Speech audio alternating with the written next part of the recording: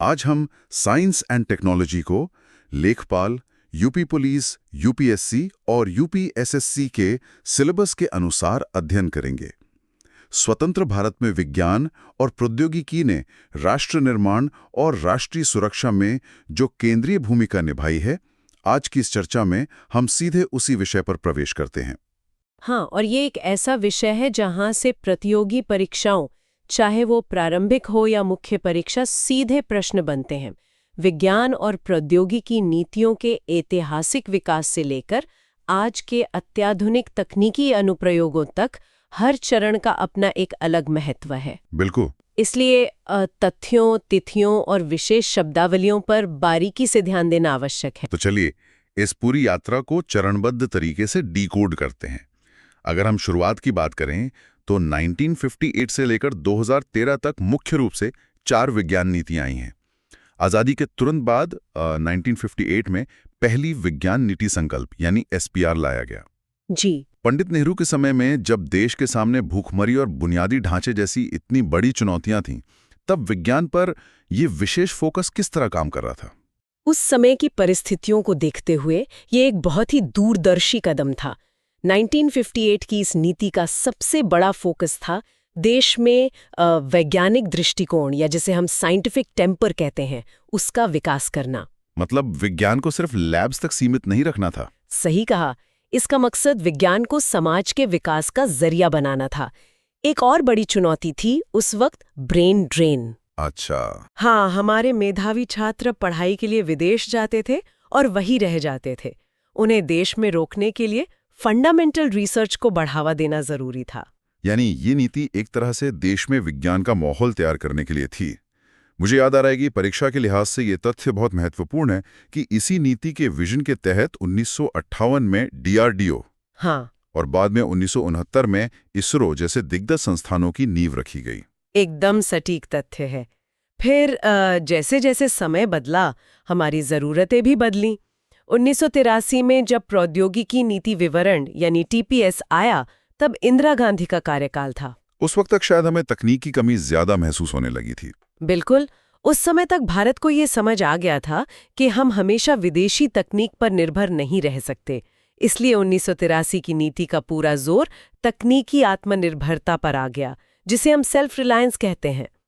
इसमें स्वदेशी तकनीक को बढ़ावा दिया गया ताकि रोजगार पैदा हो सके और हमारी ऊर्जा की बचत हो सके। लेकिन इसके बाद तो 1991 का दौर आता है, जब भारतीय अर्थव्यवस्था के दरवाजे पूरी दुनिया के लिए खुल गए।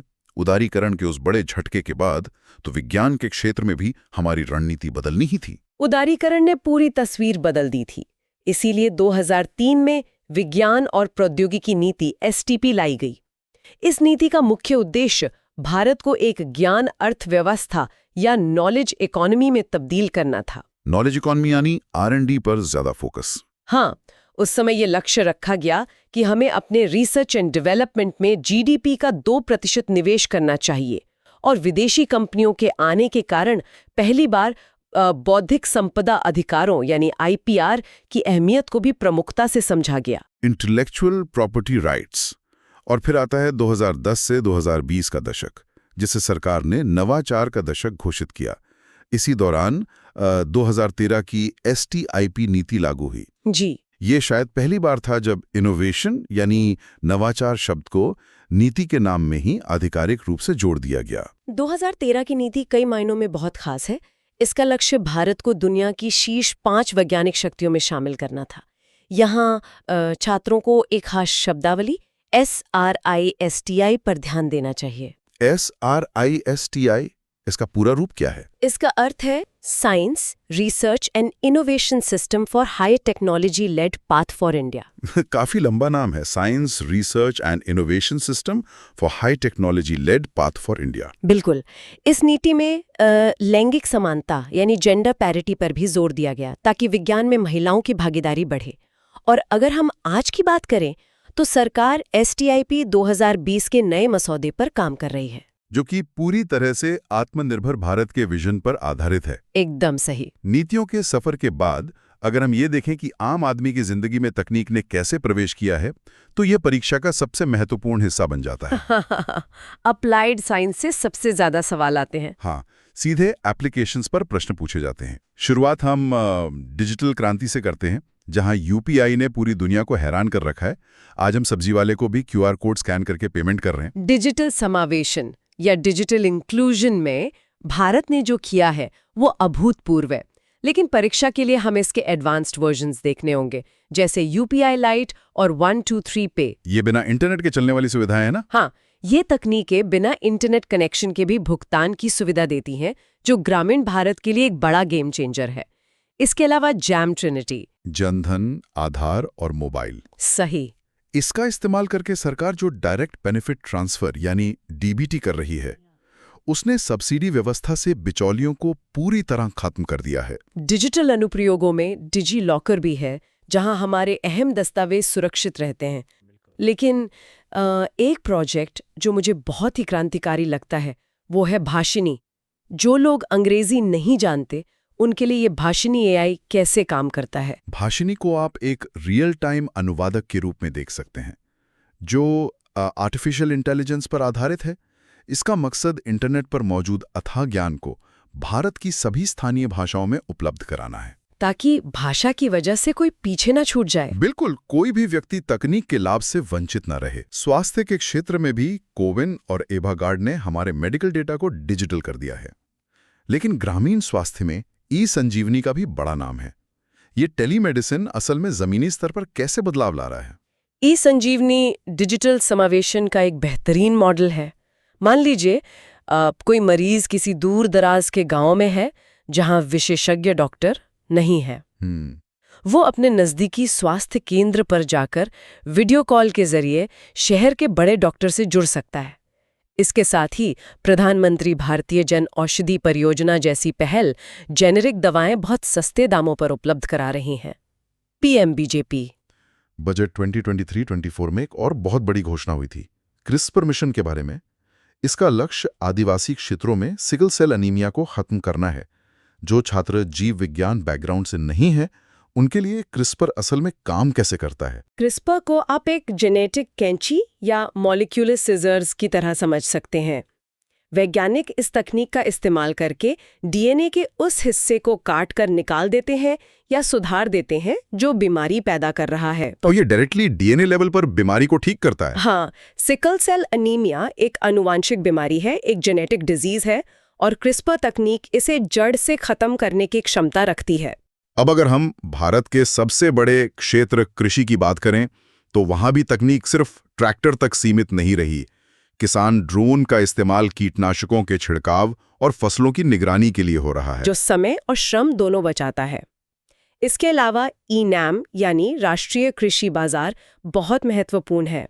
इसे आप किसानों के लिए एक ई-कॉमर्स प्लेटफॉर्म मान सकते हैं। जिसे हम ऑनलाइन शॉपिंग करते हैं, वैसे ही किसान अपनी फसल बेच सकते हैं। एकदम वैसे ही उत्तर प्रदेश का कोई किसान अपनी फसल की कीमत ऑनलाइन चेक कर सकता है और देश की किसी भी मंडी में जहां उसे अच्छा दाम मिले अपनी उपज बेच सकता है। और मिट्टी की जांच के लिए भी तो योजना है ना? हाँ, मिट्टी की सेहत सुधारने के लिए सॉइल हेल्थ कार्ड योजना है, जिससे किसान को पता चलता है कि उसके खेत में किस उर्वरक की कितनी जरूरत है। अननेसेसरी केमिकल्स का इस्तेमाल कम होता है। कुपोषण की समस्या से निपटने के लिए भी कृषि वैज्ञानिकों ने बायो फोर्टिफाइड फसलें तैयार की हैं, जैसे जिंक युक्त चावल और आयरन युक्त बाजरा। ये फसलें सीधे तौर पर पोषण सुरक्षा सुनिश्चित करती हैं। सही बात है। अब थोड़ा इंफ्रास्ट्रक्चर की तरफ रुख करते हैं। हमने अपना स्वदेशी जीपीएस बना लिया है, नैविक, और अब सरकार फोन कंपनियों से इसे अनिवार्य रूप से शामिल करने को कह रही है। हाँ, नैविक हमारी सामरिक और नागरिक दोनों जरूरतों को पूरा करता है। मोबिलिटी में एक और बड़ी तकनीक है फास्टैग, जो रेडियो फ्रीक्वेंसी आइडेंटिफिकेशन या RFID तकनीक पर काम करता है। इससे टोल प्लाजा पर लंबा इंतजार खत्म हो गया है और परिवहन को स्वच्छ बनाने के लिए इलेक्ट्रिक वाहनों को बढ़ावा देने वाली फेम 2 नीति आई है। फेम 2 से सीधे प्रश्न बन सकते हैं। ईवी एडॉप्शन के लिए ये बहुत जरूरी पॉलिसी है। रेलवे में जो हादसों को रोकने के लिए स्वदेशी कवच प्रणाली लगाई जा रही है, वो भी बहुत चर्चा में है। ये ट्रेन को टकराने से रोकने का एक स्वचालित सिस्टम है। और अगर हम स्वच्छ ऊर्जा और पर्यावरण की बात करें, तो पीएम सूर्य घर योजना के जरिए घरों की छतों पर सोलर पैनल लगाए जा रहे हैं। और उजाला योजना ने तो पूरे देश में LED क्रांति ला दी। बिल्कुल। स्वच्छ ऊर्जा में E20 ब्लेंडिंग का लक्ष्य भी याद रखना होगा एस्पिरेंट्स को।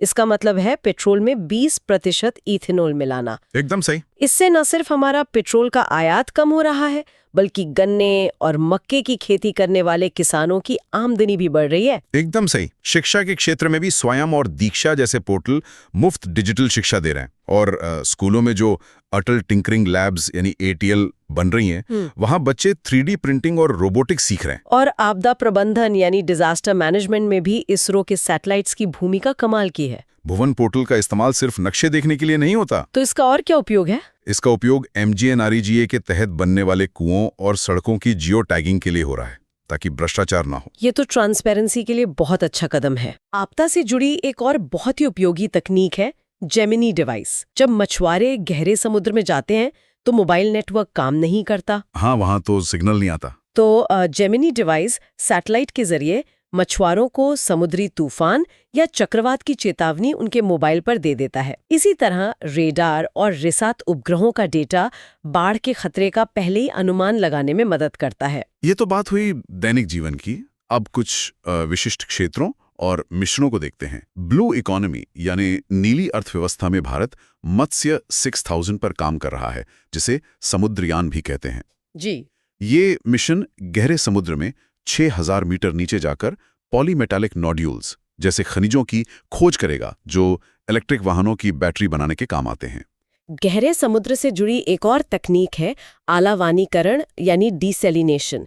इसे राष्ट्रीय समुद्र प्रौद्योगिकी संस्थान यानी NIOT ने विकसित किया है। इसका क्या काम है? इसके जरिए तटीय क्षेत्रों में समुद्र के खारे पानी को पीने लायक मीठे पानी में बदला जा रहा है। बहुत अहम तकनीक है ये। परमाणु ऊर्जा का नाम सुनते ही हमारे दिमाग में सिर्फ बिजली या बॉम्ब आता है, लेकिन इसके नॉन पावर यूजेस यानी गैर विद्युत उपयोग भी हैं। BARC ने सैनिकों के लिए भाभा कवच नाम की एक बहुत हल्की और बुलेट प्रूफ जैकेट बनाई है। हाँ, और परमाणु तकनीक का इस्तेमाल हमारे भोजन को बचाने में भी हो रहा है। रेडिएशन तकनीक का उपयोग करके प्याज को अंकुरित होने और लीची को जल्दी सड़ने से बचाया जा रहा है, जिससे इनका निर्यात आसान हो गया है। बिल्कुल।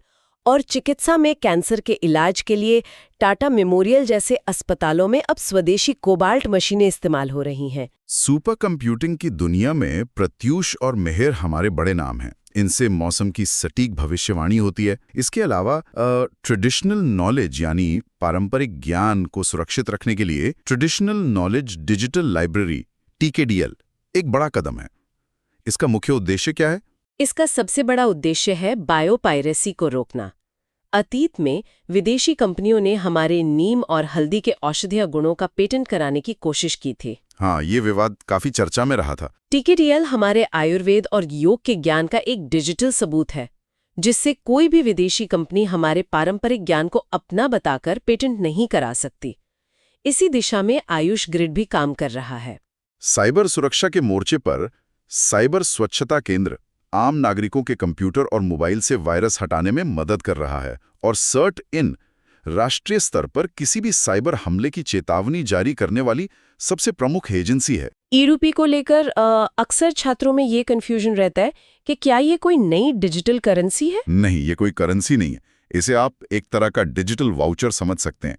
इसके लिए लाभार्थी के पास बैंक खाता होना भी जरूरी नहीं है। सरकार किसी खास काम के लिए जो E-रूपी वाउचर देगी, वो सिर्फ उसी काम में खर्च होगा। ओह अच्छा। अंतरिक्ष और रक्षा क्षेत्र के बिना विज्ञान की कोई भी चर्चा अधूरी है। चंद्रयान 3 की सफलता ने इतिहास रच दिया। हम चंद्रमा के दक्षिणी ध्रुव पर उतरने वाले पहले देश बन गए हैं। बिल्कुल। इसके लैंडिंग पॉइंट का नाम शिव शक्ति पॉइंट, लैंडर का नाम विक्रम और रोवर का प्रज्ञान रखा गया है। और ISRO यही नहीं रुका। सूर्य के अध्ययन के लिए आदित्य L1 मिशन को सफलतापूर्वक लैग्रेंज पॉइंट 1 पर स्थापित कर दिया गया है। और भारत के पहले मानवयुक्त अंतरिक्ष मिशन गगनयान के लिए 4 अंतरिक्ष यात्रियों के नाम भी सामने आ गए हैं। प्रशांत बालाकृष्ण नायर, एंगड प्रताप, अजित कृष्णन और शुभांशु शुक्ला। सही। अंतरिक्ष क्षेत्र में निजी कंपनियों का भी प्रवेश हो चुका है। स्काईरूट एरोस्पेस ने भारत का पहला निजी रॉकेट विक्रम S लॉन्च किया है। रक्षा क्षेत्र में मिशन दिव्यास्त्र ने पूरी दुनिया का ध्यान खींचा है।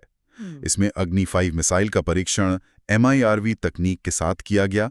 ये MIRV तकनीक सामान्य मिसाइल से कितनी अलग है? देखिए, सामान्य मिसाइल के आगे एक वॉरहेड होता है जो एक लक्ष्य को तबाह करता है। लेकिन MIRV यानी multiple independently targetable re entry vehicle, इसका मतलब है कि एक ही मिसाइल अपने साथ कई परमाणु हथियार ले जा सकती है। एक ही मिसाइल में कई वॉरहेड्स। हाँ, और दुश्मन के अलग-अलग शहरों या ठिकानों पर एक साथ गिरा सकती है। ये क्षमता दुनिया के कुछ गिने चुने देशों के पास ही है। इसके साथ ही INS विक्रांत हमारा पहला स्वदेशी विमान वाहक पोत है और LCA तेजस की मांग अब दुनिया भर में बढ़ रही है। वैश्विक सूचना प्रौद्योगिकी यानी IT में तो भारतीयों का एक छत्र राज है। दुनिया की बड़ी टेक कंपनियों में भारतीय मूल के CEO छाए हुए हैं। इसे कुछ लोग पॉजिटिव सेंस में इंडियन CEO वायरस भी कहते हैं। हाँ, अल्फाबेट के सुंदर पिचाई, माइक्रोसॉफ्ट के सत्या नडेला, यूट्यूब के नील मोहन, एडोबी के शांतनु नारायण और अजय बंगा तो विश्व बैंक का नेतृत्व करने वाले पहले भारतीय अमेरिकन बन गए हैं। IT के अलावा चिकित्सा में भी हमने कमाल किया है। भारत बायोटेक ने स्वदेशी कोविड वैक्सीन कोवैक्सिन बनाई। सीरम इंस्टीट्यूट ने सर्वाइकल कैंसर से बचाव के लिए पहली स्वदेशी वैक्सीन सर्वावैक तैयार की है। और मलेरिया के लिए भी एक वैक्सीन आई है ना? हाँ, R21 मैट्रिक्स M वैक्सीन, जिसे WHO से मंजूरी मिल चुकी है। कृषि में भी हमें डॉक्टर MS स्वामीनाथन को नहीं भूलना चाहिए, जिन्हें हरित क्रांति के लिए 2024 में मरणोपरांत भारत रत्न दिया गया। उनका योगदान तो अतुलनीय है। और IFCO द्वारा बनाया गया नैनो यूरिया भी खेती के तरीके को बदल रहा है। एक छोटी बोतल में एक बोरी यूरिया के बराबर ताकत। बिल्कुल। आज हम जो ये आधुनिक सफलताएं देख रहे हैं, इनकी नींव आधुनिक तकनीक के जनकों ने रखी थी। विनोद धाम को पेंटियम चिप का जनक कहा जाता है। सबीर भाटिया ने हॉटमेल बनाकर दुनिया को वेब ईमेल दिया। और सुपर कंप्यूटर के क्षेत्र में भी हमारा योगदान रहा है। हाँ, विजय पी भटकर ने परम 8000 सुपर कंप्यूटर तब बनाया जब अमेरिका ने हमें तकनीक देने से इनकार कर दिया था। अजय भट्ट ने USB का आविष्कार किया और वाईफाई को बेहतर बनाने वाली माइमो तकनीक के पीछे प्रोफेसर आरोग्यस्वामी पॉल राज का दिमाग है। नोबेल विजेताओं में CV रमन, जेनेटिक कोड को समझाने वाले हरगोबिंद खुराना, ब्लैक होल से जुड़ी चंद्रशेखर सीमा बताने वाले सुब्रमण्यम चंद्रशेखर और राइबोसोम पर काम करने वाले वेंकटरमन रामाकृष्णन का योगदान हमारे विज्ञान के पाठ्यक्रम का अहम हिस्सा है। और अगर हम अपनी प्राचीन ऐतिहासिक जड़ों की ओर देखें तो महर्षि सुश्रुत ने 600 ईसा पूर्व में ही प्लास्टिक सर्जरी और मोतियाबिंद के ऑपरेशन के बारे में लिख दिया था। सच में ये बहुत गर्व की बात है। महर्षि कनाड ने आधुनिक विज्ञान के डाल्टन से हजारों साल पहले परमाणु सिद्धांत यानी एटॉमिक थ्योरी समझा दिया था। बौधायन ने पाइथागोरस से सदियों पहले शुल्ब सूत्र में ज्यामिति या ज्योमेट्री के नियम दिए थे। वराहमिहिर ने जल विज्ञान के जो सिद्धांत दिए थे वो आज भी प्रासंगिक हैं। और महिला वैज्ञानिकों का योगदान भी हमारे इतिहास में बहुत प्रेरणादायक रहा है। जानकी अम्मल ने गन्ने की मिठास बढ़ाने पर महत्वपूर्ण शोध किया। सीमा चैटर्जी ने मलेरिया रोधी दवाओं पर काम किया। डॉक्टर एना मनी को भारत की मौसम महिला या वेदर वुमन के रूप में जाना जाता है। और आज के दौर में ऋतु करधाल जैसी रॉकेट वुमन चंद्रयान और मंगलयान का नेतृत्व कर रही है। आज के हमारे जो स्टार्टअप्स हैं वो इसी विरासत को आगे बढ़ा रहे हैं। अग्निकुल कॉस्मोस ने 3D प्रिंटेड रॉकेट इंजन अग्निबाण बनाया है। पिक्सल अपने एडवांस सैटेलाइट्स बना रहा है। कृत्रिम बुद्धिमत्ता यानी AI में भारत के कृत्रिम और सर्वम जैसे मॉडल आ गए हैं जो हमारी अपनी भाषाओं को समझते हैं। हम जम्मू कश्मीर में दुनिया का सबसे ऊंचा रेलवे पुल चेना ब्रिज बना रहे हैं। हमारी UPI तकनीक आज फ्रांस और UAE तक पहुंच गई है, जो हमारी सॉफ्टवेयर डिप्लोमेसी का बेहतरीन उदाहरण है। ये सब होमी जहांगीर भाभा, विक्रम साराभाई, M विश्वेश्वरैया, सत्येंद्र नाथ बोस और प्रफुल्ला चंद्र रे जैसे दूरदर्शी संस्थापकों के दृष्टिकोण का ही नतीजा है। अब अगला टॉपिक देखते हैं। स्वदेशीकरण का असल मतलब क्या है? क्या ये सिर्फ मेक इन इंडिया का ही दूसरा नाम है? देखिए, ये एक बहुत ही बुनियादी लेकिन महत्वपूर्ण सवाल है। अकादमिक और रणनीतिक दृष्टिकोण से अगर समझें तो स्वदेशीकरण या इंडिजनाइजेशन का अर्थ केवल मेक इन इंडिया या भारत में किसी चीज की असेंबलिंग करने तक सीमित नहीं है। इसका वास्तविक अर्थ है designed and developed in India, यानी भारत द्वारा ही उस तकनीक का मूल डिजाइन और विकास करना। जी। इसके पीछे का मुख्य उद्देश्य है बौद्धिक संपदा जिसे हम इंटेलेक्चुअल प्रॉपर्टी या आईपी कहते हैं, उसका पूर्ण स्वामित्व प्राप्त करना। इसे थोड़ा और स्पष्ट करते हैं, आईपी का स्वामित्व इतना जरूरी क्यों है? मतलब इसे ऐसे समझते हैं, अगर कोई विदेशी कंपनी के डिजाइन और उनके द्वारा दिए गए पुर्जों से भारत में कोई मशीन बना भी ली जाए तो तकनीक पर अपना नियंत्रण नहीं होता। वे जब चाहें अपग्रेड देने से मना कर सकते हैं। लेकिन जब तकनीक का मूल डिजाइन, उसके कोड्स और उसके अधिकार अपने पास होते हैं, तभी पूर्ण स्वदेशीकरण संभव होता है। बिल्कुल। रक्षा क्षेत्र में इसका रणनीतिक महत्व सबसे अधिक है, क्योंकि संकट के समय किसी विदेशी सप्लायर पर निर्भर नहीं रहा जा सकता। सही कहा, और शायद इसी आयात निर्भरता को खत्म करने के लिए सरकार ने रक्षा खरीद में कुछ बड़े बदलाव किए हैं, जैसे DAP 2020 यानी डिफेंस एक्विजिशन प्रोसीजर के तहत बाय इंडियन IDDM श्रेणी को सर्वोच्च प्राथमिकता दी गई है। इसका सीधा सा अर्थ ये है कि रक्षा बलों के लिए जो भी खरीदारी होगी उसमें भारतीय डिजाइन, विकास और निर्माण वाली चीजों को सबसे ऊपर रखा जाएगा। एकदम सटीक। और अगर हम इसे जमीनी स्तर पर लागू होते हुए देखें तो रक्षा मंत्रालय के सृजन पोर्टल का महत्व समझ में आता है। ये कोई साधारण वेबसाइट नहीं है, बल्कि ये एक पॉजिटिव इंडिजिनाइजेशन लिस्ट जारी करता है। हाँ, मैंने इसके बारे में पढ़ा है। अब तक 4600 से अधिक वस्तुएं इस सूची में शामिल की जा चुकी हैं। इसका मतलब है कि इन 4600 वस्तुओं के विदेशी आयात पर पूर्ण प्रतिबंध लगा दिया गया है। सेना अब इन्हें केवल भारतीय उद्योगों से ही खरीदेगी।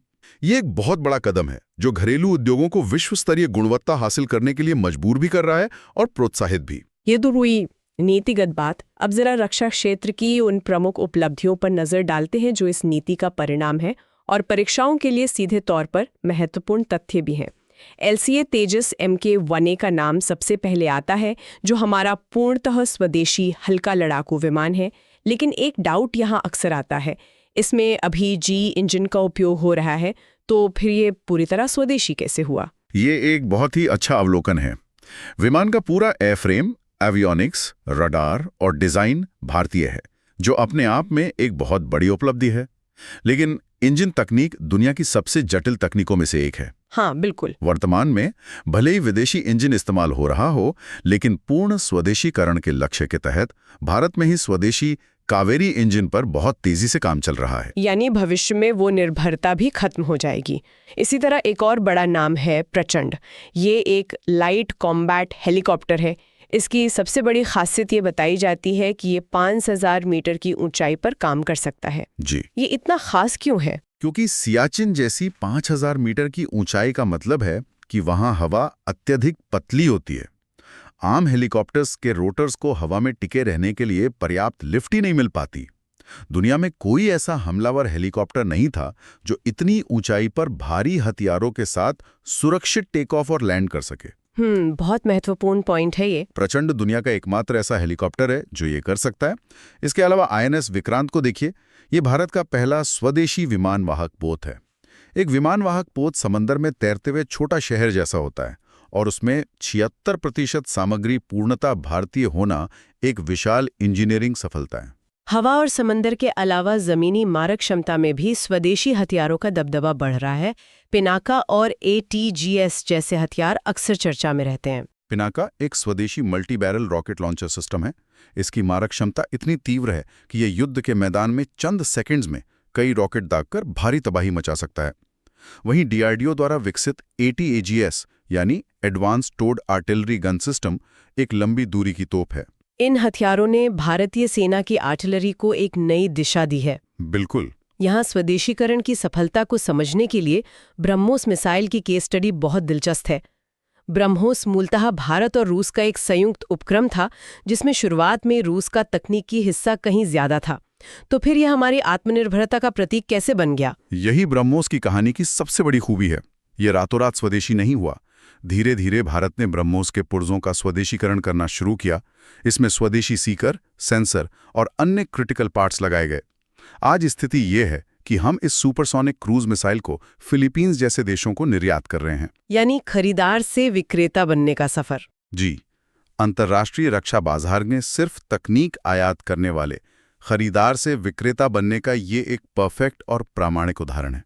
रक्षा क्षेत्र से जुड़े कुछ अन्य महत्वपूर्ण तथ्य भी याद रखने चाहिए, जैसे कि रुद्रम, जो भारत की पहली स्वदेशी एंटी रेडिएशन मिसाइल है। एंटी रेडिएशन का मतलब है कि ये दुश्मन के रडार और संचार प्रणालियों से निकलने वाले सिग्नल्स को पकड़कर उन्हें नष्ट कर देती है। और पानी के भीतर मार करने के लिए वरुणास्त्र है, जो एक भारी वजन वाला स्वदेशी टॉर्पीडो है। नागरिक उड्डयन के क्षेत्र में सारस का नाम आता है, जो पहला स्वदेशी हल्का नागरिक विमान है। और नौसेना की जहाज़ों में जो स्वर्ण निर्भर मिशन चल रहा है, उसके तहत 100% स्वदेशी DMR 249A स्टील का उपयोग हो रहा है, जिसे सेल ने तैयार किया है। ये सारे तथ्य रक्षा क्षेत्र में हमारी बढ़ती ताकत को दिखाते हैं। लेकिन आधुनिक युद्ध केवल हथियारों से नहीं लड़े जाते, वे डेटा और संचार नेटवर्क्स पर भी लड़े जाते हैं। सही बात है। इसलिए रक्षा के बाद अब सूचना और संचार प्रौद्योगिकी यानी IT और टेलीकॉम क्षेत्र के स्वदेशीकरण की ओर बढ़ते हैं। यहाँ एक बहुत बड़ी सफलता 5G स्टैक के रूप में मिली है। 5G स्टैक, क्या इसका मतलब भारत का अपना 5G नेटवर्क इंफ्रास्ट्रक्चर है? बिल्कुल। भारत अब दुनिया के उन गिने चुने देशों में शामिल हो गया है जिनके पास अपना पूरी तरह से स्वदेशी 5G स्टैक है। ये IIT मद्रास, C.DOT और TCS के संयुक्त प्रयास का नतीजा है। और इसका सबसे बड़ा व्यावहारिक उपयोग यह है कि BSNL अब अपने पूरे नेटवर्क को अपग्रेड करने के लिए किसी विदेशी कंपनी के बजाय इसी स्वदेशी तकनीक का उपयोग कर रहा है। जब हम संचार और IT की बात करते हैं तो सारा खेल तो माइक्रो प्रोसेसर या चिप्स का है। देश में डिजिटल सुरक्षा के लिए 2 प्रमुख स्वदेशी माइक्रो प्रोसेसर विकसित किए गए हैं, शक्ति, जिसे IIT मद्रास ने विकसित किया है, और वेगा, जिसे CDAC ने बनाया है। लेकिन एक आम प्रोसेसर और स्वदेशी प्रोसेसर में सुरक्षा के लिहाज से क्या अंतर आ जाता है? विदेशी चिप्स या प्रोसेसर के साथ सबसे बड़ा खतरा बैकडोर का होता है। यानी चिप बनाने वाली विदेशी कंपनी उसमें कोई ऐसा गुप्त रास्ता छोड़ सकती है जिससे वे संकट के समय हमारे सिस्टम्स को हैक कर सकें या क्रैश कर सकें। ये तो बहुत खतरनाक है। हाँ, और जब हम शक्ति या वेगा जैसे स्वदेशी प्रोसेसर का उपयोग करते हैं तो हमें पता होता है कि हार्डवेयर स्तर पर कोई छेड़छाड़ नहीं की गई है। इसी तरह सॉफ्टवेयर के क्षेत्र में भार ओस का विकास हुआ है। भार ओस? जी, IIT मद्रास द्वारा विकसित ये स्वदेशी मोबाइल ऑपरेटिंग सिस्टम मुख्य रूप से डेटा गोपनीयता यानी प्राइवेसी पर केंद्रित है, और यह भविष्य में एंड्रॉयड का एक अत्यंत सुरक्षित विकल्प बन सकता है। डेटा प्रोसेसिंग की बात हो रही है तो भारत के सुपर कंप्यूटरों का जिक्र भी आना ही चाहिए। बिल्कुल। भारत के सबसे तेज स्वदेशी सुपर कंप्यूटरों में परम सिद्धि AI का नाम प्रमुख है। इसके साथ ही CDAC पुणे में स्थित ऐरावत भारत का सबसे शक्तिशाली AI सुपर कंप्यूटर बन गया है। चलिए अब IT से आगे बढ़कर रेलवे, अंतरिक्ष और नेविगेशन तकनीक का विश्लेषण करते हैं। रेलवे में वंदे भारत एक्सप्रेस स्वदेशी इंजीनियरिंग का एक शानदार नमूना है। इंटीग्रल कोच फैक्ट्री चेन्नई में बनी इस ट्रेन को पहले ट्रेन 18 कहा जाता था, और ये एक सेल्फ प्रोपेल्ड यानी बिना अलग इंजन वाली स्वचालित ट्रेन है। ट्रेनों की गति बढ़ने के साथ सुरक्षा सबसे बड़ी प्राथमिकता बन जाती है। यहीं पर कवच तकनीक काम आती है। ये एक स्वदेशी रूप से विकसित ट्रेन कोलिजन अवॉइडेंस सिस्टम है। ये तकनीक बहुत ही उन्नत है और यूरोपीय प्रणालियों की तुलना में 10 गुना सस्ती है। ये काम कैसे करती है? मान लीजिए घना कोहरा है और मानवीय भूल से 2 ट्रेनें एक ही पटरी पर आमने सामने आ जाती हैं, तो कवच प्रणाली क्या करेगी? ऐसी स्थिति में कवच प्रणाली रेडियो फ्रीक्वेंसी और RFID तकनीक का उपयोग करके तुरंत खतरे को भांप लेगी। वो लोको पायलट के ब्रेक लगाने का इंतजार नहीं करेगी, बल्कि स्वतः ही अपने आप ट्रेन में ब्रेक लगा देगी, जिससे एक भीषण टक्कर होने से बच जाएगी। ये वाकई जीवन रक्षक तकनीक है। अब नेविगेशन की बात करते हैं। सामान्यतः GPS का उपयोग किया जाता है, जो कि एक अमेरिकी तकनीक है, लेकिन अब भारत का अपना नेविगेशन सिस्टम है जिसे नाविक कहा जाता है। मैंने पढ़ा है कि अब 5G स्मार्टफोन्स में इसका सपोर्ट अनिवार्य किया जा रहा है। हाँ, और ये डेटा सुरक्षा के लिए बहुत जरूरी है। जब विदेशी GPS का उपयोग होता है तो भारत के नागरिकों की लोकेशन, हमारी रणनीतिक संपत्तियों का डेटा विदेशी सर्वरों पर जाकर स्टोर होता है। नाविक के अनिवार्य होने से हमारा संवेदनशील लोकेशन डेटा देश के भीतर ही सुरक्षित रहेगा। अंतरिक्ष क्षेत्र में भी स्वदेशीकरण और व्यावसायीकरण दोनों एक साथ हो रहे हैं। इसरो ने हाल ही में SSLV यानी स्मॉल सैटेलाइट लॉन्च व्हीकल विकसित किया है। सामान्य बड़े रॉकेट्स के बजाय इस छोटे रॉकेट की क्या जरूरत थी? आज के समय में छोटे सैटेलाइट्स की मांग बहुत बढ़ गई है। बड़े रॉकेट को लॉन्च करने में महीनों की तैयारी लगती है। SSLV को बहुत कम लागत में और बेहद कम टर्न अराउंड समय के साथ लॉन्च करने के लिए बनाया गया है, यानी कुछ ही दिनों की तैयारी में इसे अंतरिक्ष में भेजा जा सकता है। इसके साथ ही अंतरिक्ष क्षेत्र में निजी कंपनियों की एंट्री हो चुकी है। स्काईरूट एरोस्पेस द्वारा बनाया गया विक्रम एस भारत का पहला निजी रॉकेट बन गया है। ये सभी तकनीकी उपलब्धियां तभी काम करेंगी जब देश के पास इन्हें चलाने के लिए पर्याप्त ऊर्जा हो। ऊर्जा क्षेत्र की ओर आते हैं।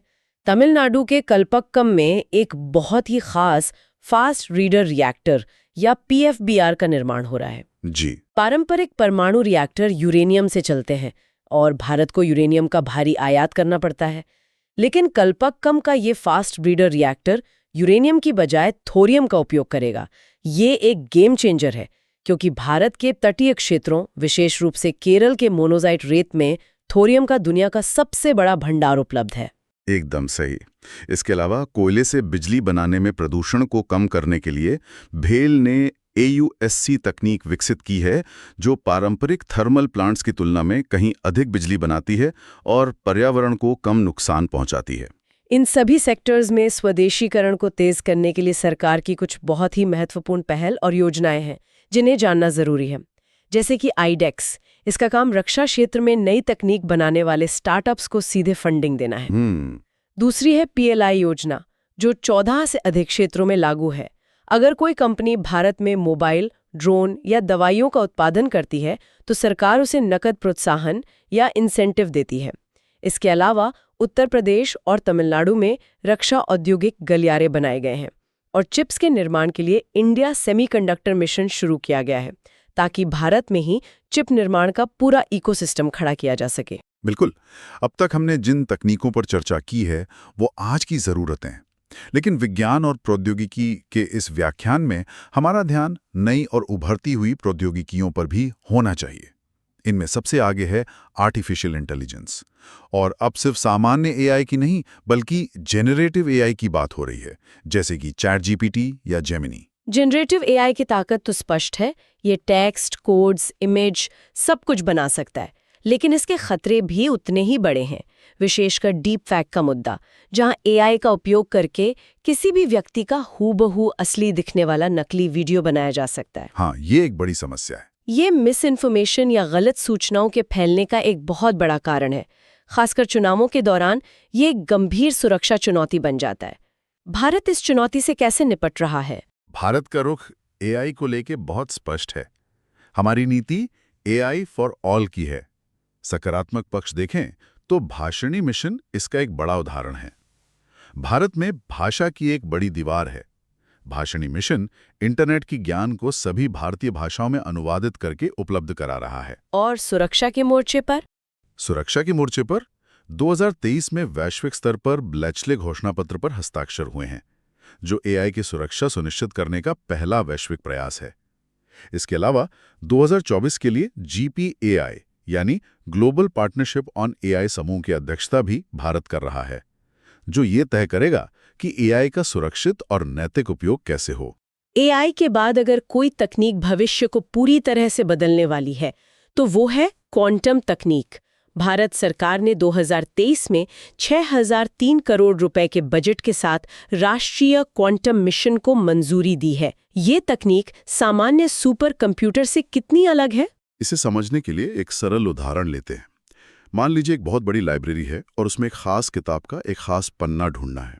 आज का सामान्य कंप्यूटर बिट्स पर काम करता है, जो 0 या 1 होते हैं।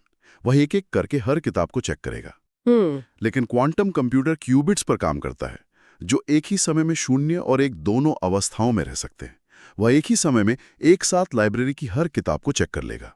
जो जटिल गणना करने में आज के सबसे उन्नत सुपर कंप्यूटर को 10,000 साल लगेंगे, क्वांटम कंप्यूटर उसे कुछ ही मिनटों में हल कर देगा। भारत अब उन 6 चुनिंदा देशों में है जिनके पास अपना समर्पित क्वांटम मिशन है। ये सच में विज्ञान का कथाओं जैसा लगता है। इसी तरह डेटा सुरक्षा और वित्तीय प्रणालियों में ब्लॉकचेन तकनीक का प्रभाव बढ़ रहा है। ब्लॉकचेन मूलतः एक विकेंद्रीकृत खाता या डिसेंट्रलाइज्ड लेजर है। इसमें डेटा इस तरह से दर्ज होता है कि उसे हैक करना या बदलना लगभग असंभव है। और इसी अचूक सुरक्षा के कारण इसका इस्तेमाल सिर्फ क्रिप्टोकरेंसी तक सीमित नहीं है। तेलंगाना और आंध्र प्रदेश में पायलट प्रोजेक्ट के तौर पर जमीन के रिकॉर्ड्स को ब्लॉकचेन पर रखा जा रहा है। एक बार जमीन किसके नाम है ये दर्ज हो गया तो कोई भी उसमें फर्जीवाड़ा नहीं कर सकता। और इसी ब्लॉकचेन तकनीक के आधार पर आरबीआई ने अपनी डिजिटल करेंसी सीबीडीसी या ई-रुपी जारी की है। भविष्य की अन्य तकनीकों में संचार नेटवर्क भी शामिल है। 5G की सफलता के बाद अब भारत 6G अलायंस पर काम चल रहा है, जिसका लक्ष्य 2030 तक देश में 6G लॉन्च करना है, जो 5G से 100 गुना ज्यादा तेज होगा। 5G की सबसे बड़ी खूबी इसकी कम लेटेंसी है, यानी डेटा भेजने और प्राप्त करने के बीच लगने वाला न्यूनतम समय। यह कम लेटेंसी इंटरनेट ऑफ थिंग्स के लिए बहुत जरूरी है। बिल्कुल, आईओटी का मतलब है जब घर के उपकरण, कार सब इंटरनेट से जुड़कर बात करें। इसके साथ ही एज कंप्यूटिंग बहुत तेजी से बढ़ रही है। पहले डेटा प्रोसेस होने के लिए दूर क्लाउड सर्वर पर जाता था। एज कंप्यूटिंग में डेटा डिवाइस के पास ही प्रोसेस हो जाता है। इससे स्पीड काफी बढ़ जाती है। जी, इसके अलावा मेटावर्स जैसी आभासी दुनिया, जहां लोग डिजिटल अवतार के जरिए मिलते हैं, वहां डिजिटल संपत्तियों का मालिकाना हक NFT से तय होता है। इन सब से जो अथाह डेटा पैदा हो रहा है, उसे हम बिग डेटा कहते हैं। ये तो हुई डिजिटल दुनिया की बात। विज्ञान और शोध में जीव विज्ञान या बायोटेक्नोलॉजी का क्षेत्र भी बहुत तेजी से आगे बढ़ रहा है। CRISPR-Cas9 का नाम आजकल बहुत चर्चा में है। ये एक बायो कैंची है। वैज्ञानिक इसका उपयोग करके DNA के उस हिस्से को काट सकते हैं जिसमें आनुवंशिक बीमारी है। और इसी के समानांतर भारत में जीनोम इंडिया प्रोजेक्ट भी चल रहा है। जी, जिसके तहत 10,000 अलग-अलग समुदायों के DNA का डेटाबेस तैयार किया जा रहा है। इसका मकसद प्रिसिजन मेडिसिन, यानी हर व्यक्ति की आनुवंशिक बनावट के अनुसार सटीक दवाइयां बनाना है। विज्ञान के एक और मोर्चे पर ऊर्जा संकट से निपटने के लिए ग्रीन हाइड्रोजन को भविष्य का ईंधन माना जा रहा है। इलेक्ट्रोलिसिस प्रक्रिया के जरिए पानी से हाइड्रोजन और ऑक्सीजन को अलग किया जाता है। लेकिन इसकी सबसे बड़ी चुनौती ये है कि हाइड्रोजन अत्यधिक ज्वलनशील गैस है, इसलिए इसका सुरक्षित भंडारण और परिवहन तकनीकी रूप से बहुत कठिन और महंगा है।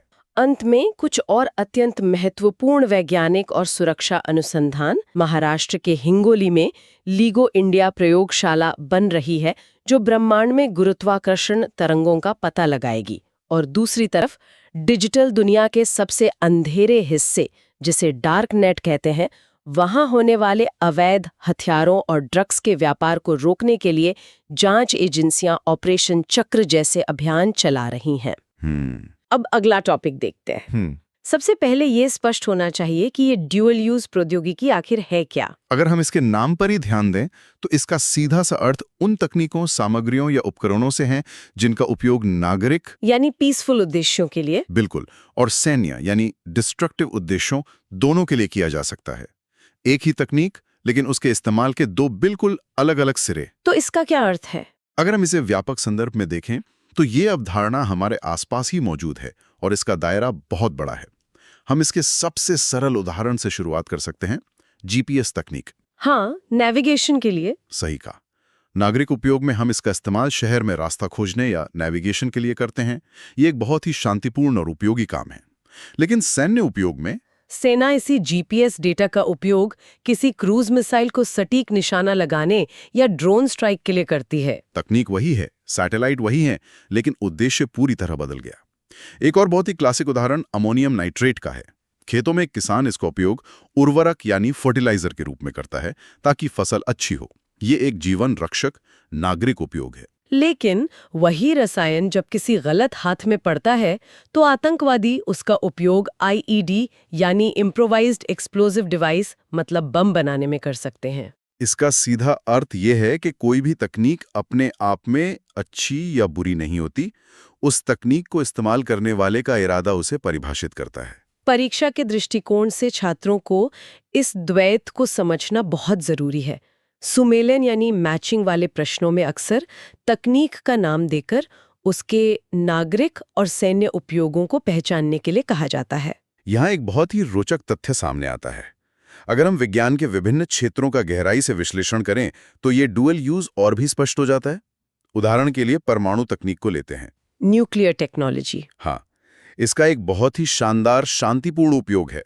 परमाणु रिएक्टरों के माध्यम से स्वच्छ बिजली का उत्पादन करना और रेडियो आइसोटोप्स का उपयोग करके कैंसर जैसी बीमारियों के लिए परमाणु चिकित्सा विकसित करना। लेकिन इसका दूसरा पहलू क्या है?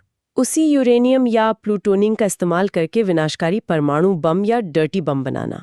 बिल्कुल। इसी तरह बायोटेक्नोलॉजी का क्षेत्र भी दोधारी तलवार है।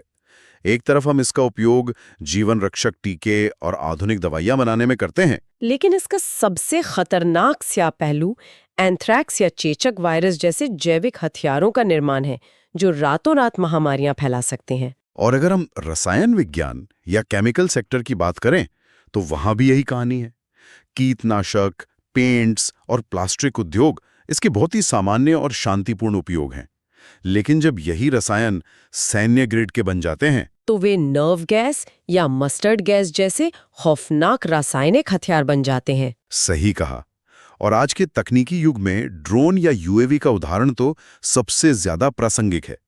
अमेज़न जैसी कंपनियों द्वारा पिज्जा या पैकेज डिलीवरी, कृषि क्षेत्रों में बड़े पैमाने पर कीटनाशकों का छिड़काव या शादियों में वीडियोग्राफी, ये सब इसके बहुत ही आम नागरिक उपयोग हैं। लेकिन जब हम युद्ध क्षेत्र की ओर देखते हैं तो इन्हीं ड्रोन्स का रूप कामिकेज यानी आत्मघाती ड्रोन में बदल जाता है, जो खुद एक बम बनकर टारगेट पर गिरते हैं, या फिर इनका इस्तेमाल दुश्मन की सीमा में जासूसी के लिए होता है। और इसी कड़ी में सबसे नई और शायद सबसे जटिल तकनीक है आर्टिफिशियल इंटेलिजेंस, एआई। हाँ, एक तरफ एआई स्वास्थ्य सेवा में बीमारियों का पहले से पता लगा रहा है, मौसम की सटीक भविष्यवाणी कर रहा है और भारी उद्योगों में स्वचालन ला रहा है।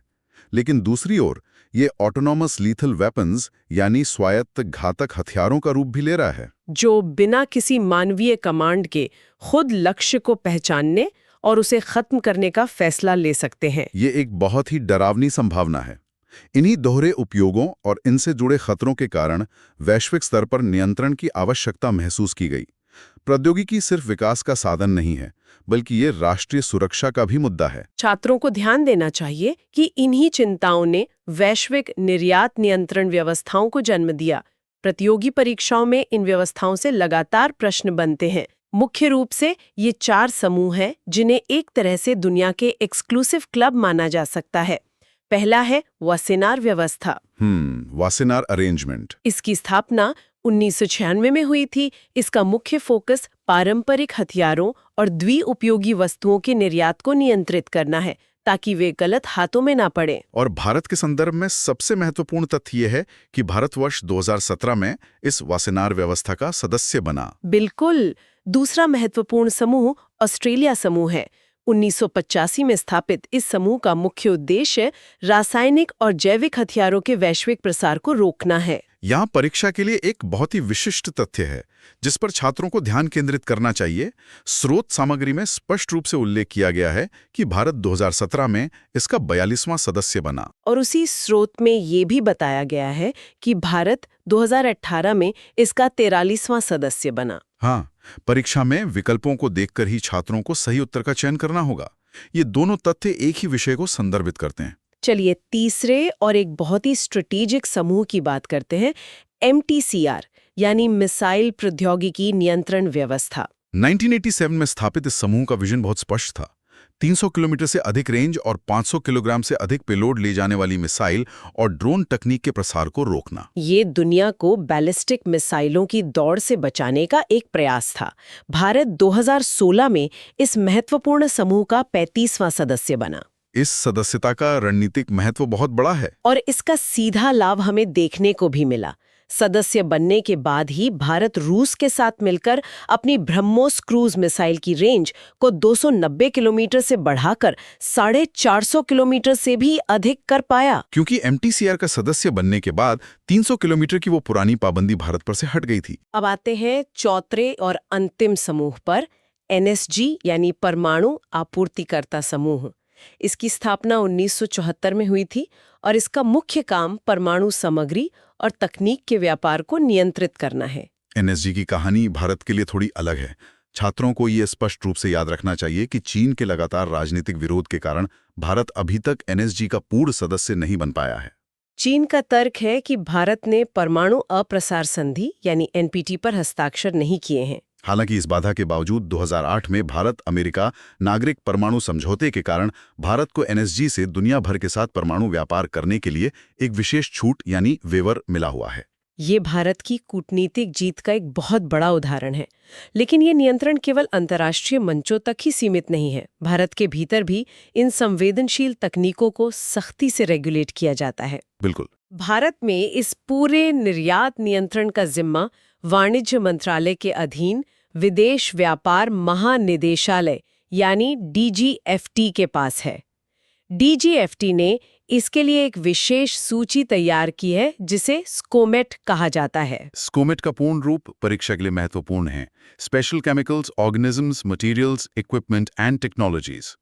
ये स्कोमेट सूची एक अदृश्य दीवार की तरह काम करती है। नियम यह है कि यदि कोई भी भारतीय कंपनी इस सूची में शामिल किसी भी वस्तु का निर्यात करना चाहती है, चाहे वो कोई विशेष ग्रेड का स्टील हो, कोई खास सॉफ्टवेयर हो या कोई बायोलॉजिकल एजेंट हो, तो उसे सरकार से एक विशेष लाइसेंस लेना अनिवार्य है। यह लाइसेंसिंग व्यवस्था सुनिश्चित करती है कि भारत की संवेदनशील तकनीक आतंकवादियों या किसी शत्रु देश के हाथ न लगे। यहाँ सबसे दिलचस्प बात यह है कि आज के इस तेजी से बदलते भू राजनीतिक दौर में वैश्विक विमर्श अब केवल डुअल यूज तक ही सीमित नहीं रह गया है। ये चर्चा अब आगे बढ़कर क्रिटिकल टेक यानी महत्वपूर्ण तकनीक की ओर मुड़ गई है। इसी नई वैश्विक वास्तविकता को समझते हुए 2023 में भारत और अमेरिका के बीच एक बहुत ही ऐतिहासिक समझौता हुआ जिसे आईसेट कहा जाता है। Initiative on critical and emerging technology. इस समझौते का मूल उद्देश्य महत्वपूर्ण और उभरते हुई तकनीकों में दोनों देशों के बीच सहयोग को एक नए स्तर पर ले जाना है। इस आईसेट समझौते के प्रमुख क्षेत्रों को समझना परीक्षा के लिए बेहद आवश्यक है, क्योंकि ये भविष्य की अर्थव्यवस्था को आकार देंगे। इनमें अंतरिक्ष, सेमीकंडक्टर, 5G और 6G जैसे उन्नत दूरसंचार, आर्टिफिशियल इंटेलिजेंस, क्वांटम कंप्यूटिंग और रक्षा नवाचार शामिल हैं। इस समझौते का सबसे बड़ा कूटनीतिक महत्व यह है कि ये दुनिया के सामने ये साबित करता है कि भारत अब वैश्विक स्तर पर केवल तकनीक का एक आयातक या उपभोक्ता नहीं रह गया है, बल्कि वो खुद को एक जिम्मेदार तकनीकी शक्ति और साझेदार के रूप में स्थापित कर चुका है। और जब हम इन क्रिटिकल तकनीकों की बात करते हैं तो हमें महत्वपूर्ण खनिजों यानी क्रिटिकल मिनरल्स के विषय को नहीं भूलना चाहिए। ये खनिज किसी भी आधुनिक तकनीकी रीढ़ होते हैं।